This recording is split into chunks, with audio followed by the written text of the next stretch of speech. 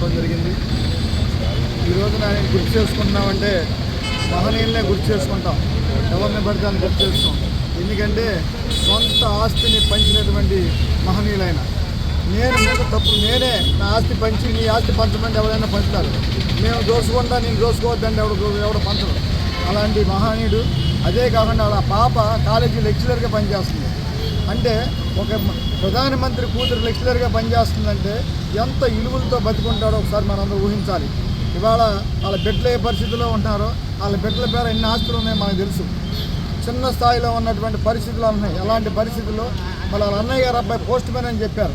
వాళ్ళ అన్నయ్య గారు అబ్బాయి పోస్ట్ మ్యాన్గా పనిచేయటం, ఇలాంటి ఇలువలు ఉన్న నాయకుని గుర్తు చేసుకుని ఎవరు ఎలా బతికినా మనకనాసనం, మన వరకు మనం ఎలా బతకాలి, అలాంటి ఇలువలు ఉన్న మనుషుల్ని ఆదర్శంగా తీసుకుని మనం కూడా మన వంతు మన యొక్క ఈ భూమి మీద పుట్టాం, ఈ భూమి మీద బతుకుతున్నాం కనుక ఇలువలతో బతకాలని కోరుకుంటూ సెలవు తీసుకుంటాం.